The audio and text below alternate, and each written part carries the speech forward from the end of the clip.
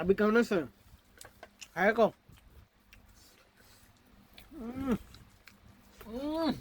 Yummy মিয়া feel মিয়া মিয়া মিয়া আবার গলি বেগো না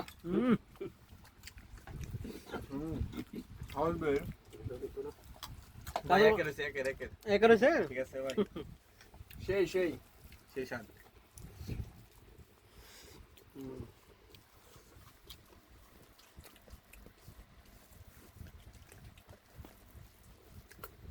কল দিতেছে তোমার দেখবা বাড়িতে মনে হয়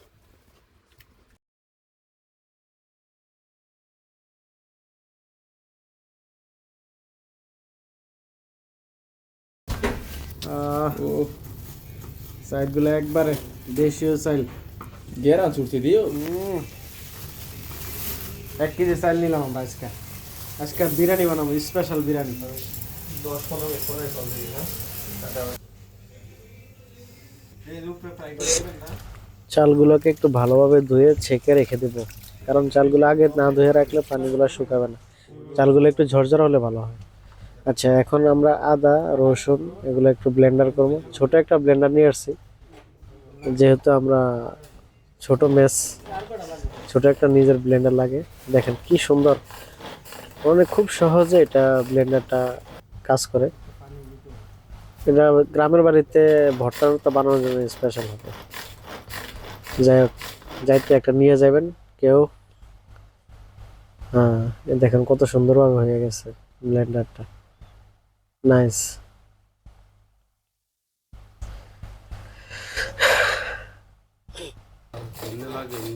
আর একটু পানি দিয়ে একটু মিহি করতে হবে একটু পানি দিয়ে দিলাম হালকা ব্যাস দেখুন অনেক সুন্দর হয়েছে একটু মরিচ দিলাম কাঁচা মরিচ একটু টেস্টটা বেশি হবে কাঁচা মরিচ দিয়ে ব্লেন্ডার করলাম এই জন্য একটু সবুজ সবুজ দেখা যাচ্ছে এখানে দিয়েছে আদা রসুন কাঁচা মরিচ বাস ব্লেন্ডার করলাম একটু কাজু বাদামের প্রয়োজন কাজু বাদাম গুলা পুরা মিহি করবো না একটু কুচি কুচি করব যাতে খেতে ভালো লাগে এখানে নিচে আদা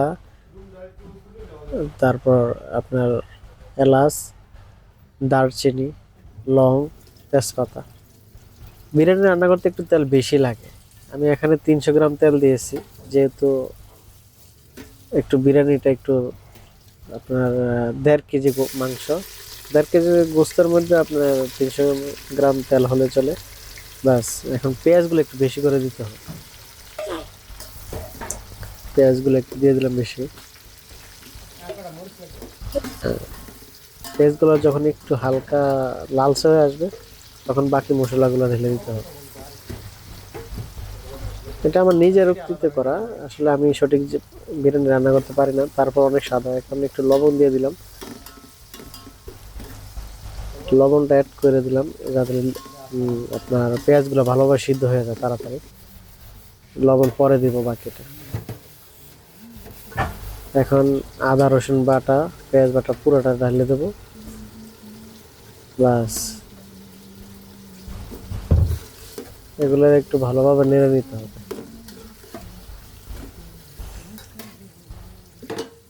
ব্যাস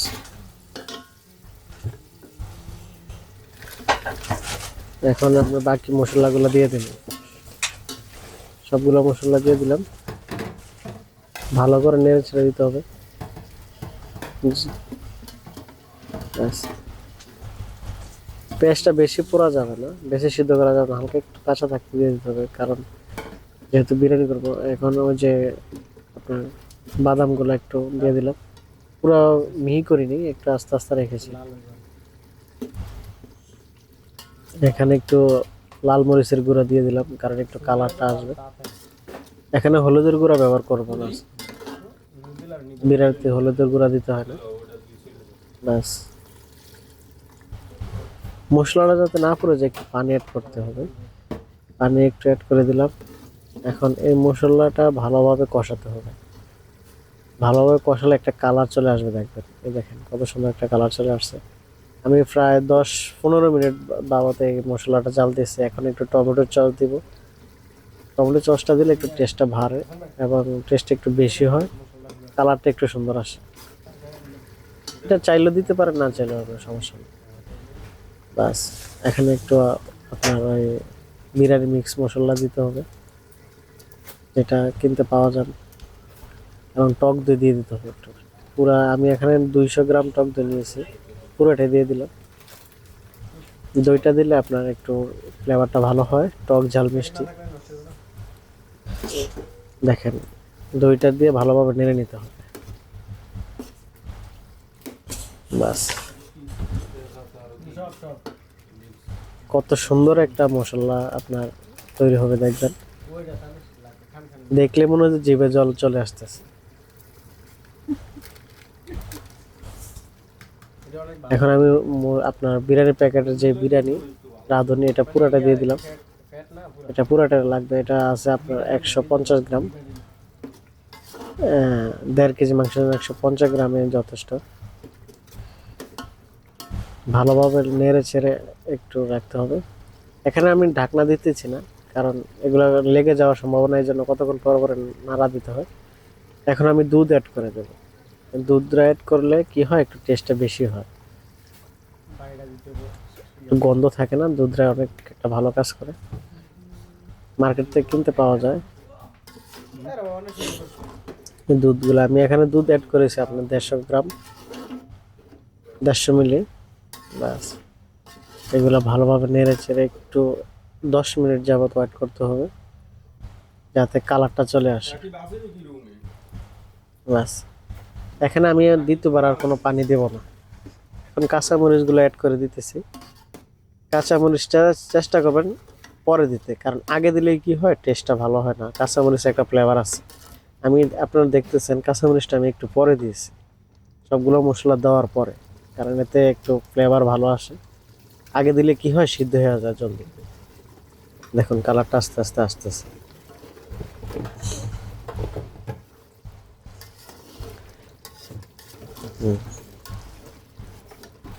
অনেক সুন্দর একটা কালার আসবে, মাশাআল্লাহ, সুবহানাল্লাহ। এখন আমি কালারটা পুরোপুরি চলে আসে, মশলাটা হয়েছে, এখন মাংসগুলো ঢেলে দেবো। এখানে 150 গ্রাম, 1 কেজি 500 গ্রাম মাংস নিয়েছি, ছোট ছোট করে কেটে নিয়েছি। মার্কেট থেকে বলে ওরা কেটে দেয়, বিরিয়ানির হিসাব বললে ওরা ওই হিসাব করে কেটে দেয়। এখানে চর্বি পরিমাণে একটু নিয়েছি, কারণ বিরিয়ানিতে একটু চর্বি হলে ভালো হয়, তেল তেলে হয়। ব্যাস এখন এগুলো দিয়ে ভালোভাবে নেড়ে 10 মিনিটের জন্য ঢেকে দেব, লো মিডিয়াম আছে। এখানে খেয়াল করবেন বেশি হিটে জাল দেওয়া যাবে না, বেশি হিট করলে আপনার কি হবে, মশলাটা পুড়ে যাবে। কারণ যেহেতু আমি আর পানি ব্যবহার করবো না, এখন মাংসতে অটোমেটিকলি পানি বের হয়ে যাবে। দেখেন এখানে মনে হচ্ছে পানি নাই, একটু পরে দেখবেন যে অনেক পানি হয়ে গেছে, কারণ মাংসেতে পানি ছেড়ে দেবে। বাস আমি এখন ঢাকনা দিয়ে ঢেকে দেবো। 10 মিনিট পরে আবার আপনার ঢাকনা উঠে লাড়া দিতে হবে, কারণ মাংসটা ভালোভাবে হয়ে গেলে বিরিয়ানির টেস্টটা ভালো আসে। আমি এখন কষিয়ে নিতেছি ভালোভাবে, দেখুন পানিগুলো আস্তে আস্তে ছেড়ে দিচ্ছে। আমি এগুলার আবার একটু নাড়া দিয়ে দেবো, যাতে লেগে না যায়, এটা খেয়াল করতে হবে। চুলার আঁচটা কিন্তু আমি কম রেখেছি, মিডিয়াম আছে, তা তো বেশিও না কমও না, কারণ বেশি দিলে কি হবে, মশলাটা জলদি আপনার পুড়ে যাবে, মাংসটা সিদ্ধ হবে না। আর যদি লো মিডিয়াম হিটে রান্না করেন, তাহলে মাংসটা সুন্দর সিদ্ধ হবে, মশলাটাও অ্যাকুরেট থাকবে। বাস এগুলো ভালোভাবে কষিয়ে নেব। বাস আবার 10 মিনিটের জন্য ঢাকনা দিয়ে ঢেকে দেবো। লো হিটে দিলে সিদ্ধ হয়ে যায় তাড়াতাড়ি গরুর মাংস, বেশি হিট দিলে সিদ্ধ হয় না। আবারও 10 মিনিট পরে এগুলো উঠাবো, ভালো করে দেখবো, চেক করব সিদ্ধ হয়েছে কিনা। দেখুন পানিগুলো, অনেকগুলো পানি বের হয়েছে, দেখছেন? এখানে পানির কোনো প্রয়োজন নেই, মাংসটা প্রায় হয়ে এসেছে। আর 5 থেকে 6 মিনিট রান্না করলে হয়ে যাবে মাংস। মাংসের কালারটা মাশাআল্লাহ অনেক সুন্দর হচ্ছে।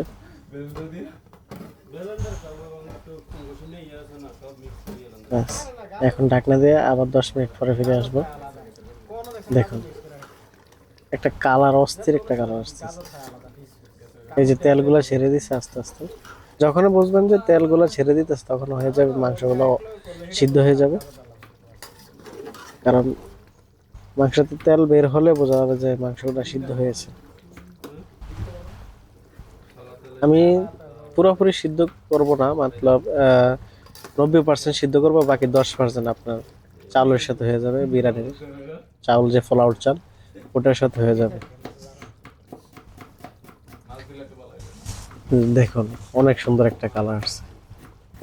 একটু ধৈর্য ধরে রান্না করতে হবে, বিরিয়ানি রান্না করতে একটু কষ্ট হয়, সময় লাগে, তারপর খেতেও টেস্ট হয়। দেখুন কালারটা কত সুন্দর, মাশাআল্লাহ অস্থির একটা কালার এসেছে। আমি একটু চেক করি মাংসটা হয়েছে কিনা। অনেক হয়ে গেছে, একদম সিদ্ধ হয়ে গেছে মাংস। বাস এখন আমি এটা ছেঁকে নেবো একটু পাতিলে। এই ঝোলটা দিয়ে আমি চাউলটা ভাজবো। বাস একটা পাতিল নেব, এই বড় একটা পাতিল নিয়েছি, কারণ এটাতে আপনার চালগুলো হবে না, যেহেতু মানুষ আমরা বেশি। এখন এই পাতিল থেকে ঝোলটা একটু নিয়ে নেব, পুরোপুরি নিব না, 50% ঝোল নিলে চলবে। বাস এখানে একটু ঘি এড করবো, যাতে ঘিটা দিলে কি হয়, চালটা ভাজলে অনেক একটু ফ্লেভার আসে ভালো। অনেক ভালো একটা ঘি নিতে হবে। আমি ঘিটা আগে থেকে একটু গরম করে নিয়েছি। বাস ঘিটা ঢেলে দেব। এখন ঘিটা ঢেলে একটু নাড়াচাড়া দিয়ে চালগুলো ঢেলে দেব। চালগুলো আগে থেকে আমি ধুয়ে রেখেছি, তার কারণ হলো পানিটা শুকিয়ে যাবে চালের, চালগুলো একটু নরম হয়ে যাবে, জলদি হয়ে যাবে। এখন একটু পেঁয়াজ দিতে হবে, পেঁয়াজটা হালকা একটু পেঁয়াজ দেবো, বেশি না। একটা পেঁয়াজ দিলে চলবে, মিডিয়াম একটা পেঁয়াজ। বাস বাস ভালোভাবে একটু নেড়েচাড়া দিয়ে একটু হালকা হালকা পেঁয়াজগুলো হালকা সিদ্ধ হয়ে সারলে এখন আমরা চালটা ঢেলে দেব।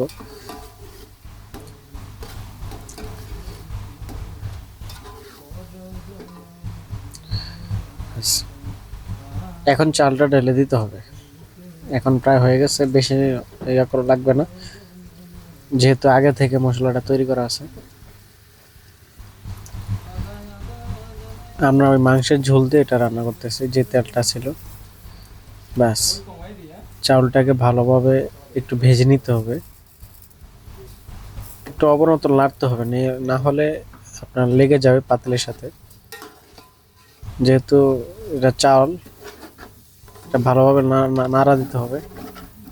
আর একটা পাতিলে আপনার 1 কেজি চাউলের জন্য 1.5 কেজি পানি লাগবে। আপনার 1.5 লিটার পরিমাণ পানি আমি একটা পাতিলে বসিয়ে রেখেছি, গরম পানি।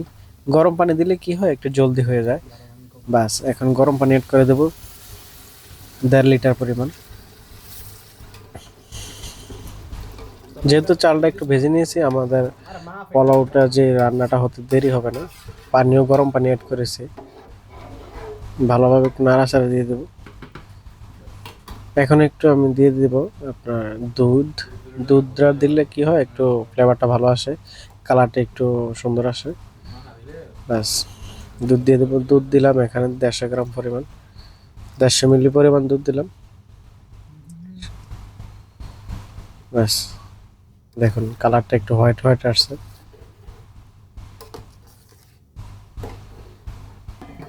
একটু ঢাকনা দিয়ে ঢেকে দেবো, 10 মিনিটের পরে আমরা ঢাকনা উঠে আবার লাড়ে দেবো।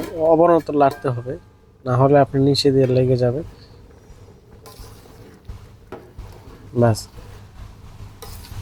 একটু পরে আবারও ঢাকনা দিয়ে দেবো। এভাবে 20 মিনিট লাগবে না, যেহেতু গরম পানি অ্যাড করেছেন।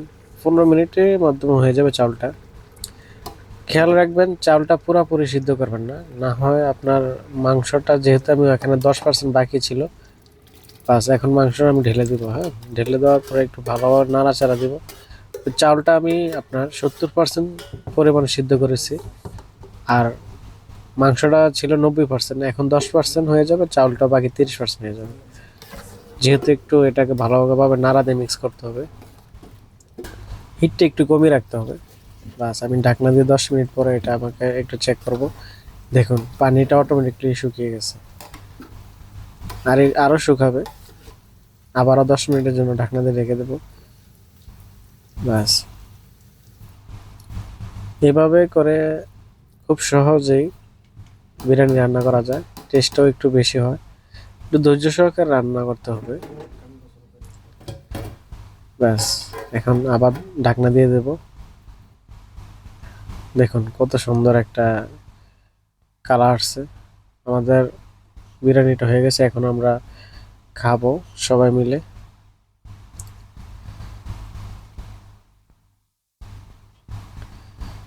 দেখুন,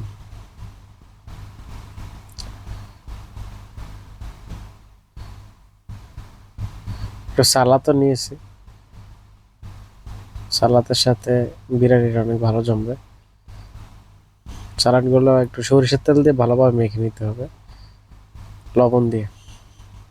ব্যাস, দেখুন কত সুন্দর হয়েছে, মাশাআল্লাহ।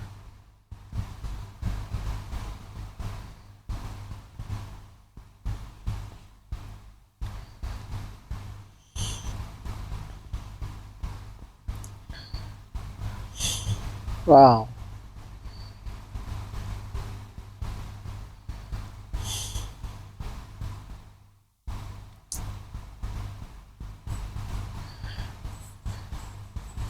মাশাআল্লাহ, অনেক মজা হয়েছে, সেই স্বাদ। অনেকদিন পরে বিরিয়ানি খেলাম তো। দেখুন আপনি কি বলে। Yummy. Mia fil mia. Mia. আবার গলি বেগো না। হবে।